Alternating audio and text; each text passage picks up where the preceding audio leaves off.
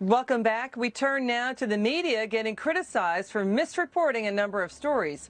First case, a spokesman for President George W. Bush now says a New York Times story claiming George W. will not vote for President Trump is, quote, completely made up and false, that George W. is retired from presidential politics and has not indicated how he will vote.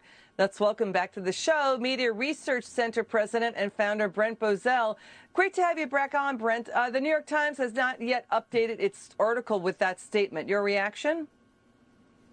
Well, maybe there are too many editors who are resigning because their staff don't like them running op-eds by senators that they don't like. This newspaper is making a mockery of journalism. How many stories have we seen now, Liz, where the New York Times has come out and saying, we spoke with 17 sources, 29 people told us, 1,484 people say, but they never cite any source that they have, and they get caught over and over with a story that isn't true. Here we go again. This is something that's really simple. If it is true, then you have somebody on the record who is saying it, and that person comes forward and he says, the president told me so, or what have you. But this is just a hit on the president. They've been doing this since 2015. It's shameful, but I think the public is seeing through it. Yeah, it's pretty clear that the Bush family members have not voted for Trump. The story cites people familiar with his thinking, but nothing more than that. Let's move on to the next case, Brent. Media and Democrats have been attacking and lecturing people protesting against draconian stay-at-home COVID-19 shut-in orders that outlawed even gardening or painting their houses as their small businesses collapse. But when rioting and looting hit, riots that eventually killed 19 people, including 8 African Americans, has smashed and ruined dozens of minority-owned businesses, wounding at least 500 cops and law enforcement. The media and Democrats told a different story. Watch this. It's dangerous, and these people can take this home with them and hurt their families and all the rest. I'd like to ask them if they're willing to sign away their right to treatment if and when they get infected. Who the hell do you think you are? What is wrong with people? I don't understand what is wrong with people. Stay at home.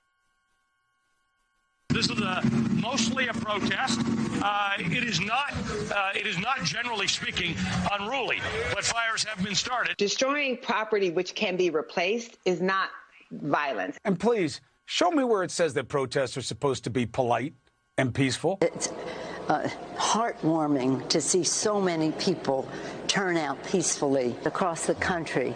It's bringing people together, community with unity. Your reaction to that, Brent?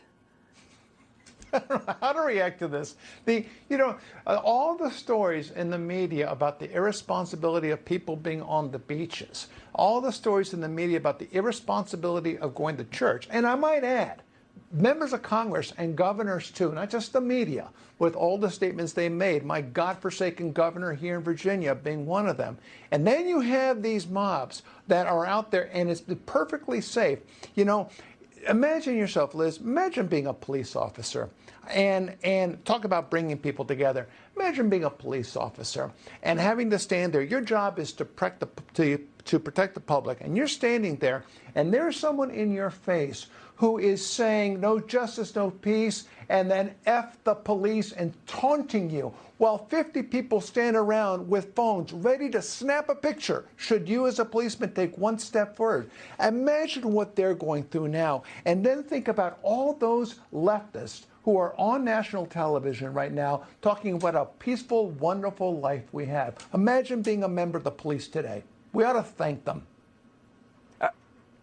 All right, next case. George Washington University law professor Jonathan Turley is slamming the media for widely dismissing and not covering the recent revelations of Obama administration officials, including Joe Biden and Obama's chief of staff, going after Michael Flynn, demanding that Flynn's name be released, an intelligence report, and unmasking. He's also blasting the media for not reporting the chilling details of prominent figures who pushed Trump-Russia collusion on the media, like Susan Rice and James Clapper, but then behind closed doors testifying to House Intelligence they had no proof of that. Jonathan Turley, Brent, is also saying, where is the media coverage of Joe Biden and Barack Obama monitoring and keeping close tabs on the Trump Russia probe. Basically, the use of U.S. intelligence powers to investigate a political opponent when there was no there, as Rod Rosenstein has just, the Deputy Attorney General, who's now no longer at DOJ, he testified to that. So Jonathan Turley is really slamming the media's poor coverage on that. Your reaction, Brent? Jonathan Turley, no right-winger. What are we looking at here? We have the media that mocked President Trump for months, mocked him when he said that the Obama administration was spying on his campaign and on his transition team. They mocked him for it. Well, now we know what? Well, now we know that they were eavesdropping on them. They were spying on the Trump camp. But what we know even more now is that they had no evidence when they were doing it, and they still haven't provided a motive. They are spying on their fellow man, and this spying goes to the very top of the Obama administration. We're about to release some numbers. I'll give you the numbers now for the month of May to prove Professor Turley is entirely correct. Network news coverage of this spying on the American people by the government of the United States, trying to destroy people, trying to destroy General Flynn. Less than 2.5 minutes of coverage. Brent, you know, to what you're saying, too, Jonathan Turley also is asking, what if the George W. Bush administration had done the same to the incoming Obama administration? Your final word? The media, he's saying, would have exploded. Your final word. 2 words, Richard Nixon. Remember how they went after Richard Nixon and all the things that he was doing that were anti-American. Look what this administration, what the Obama administration has been doing. Look how they have been trying to systematically destroy heroes. But the Nixon administration did break the law. Well, they broke the law, Nixon administration but they didn't did break like the the law way he using did the things. FBI, IRS's Secret Service. And Okay, go ahead. Final word. How do I think laws have been broken by the Obama administration, and the media were all over Nixon trying to investigate it. Where are they now with Obama? Okay, Brent Bozell, thank you so much. Appreciate you coming on. Come back soon. Thank you, Liz.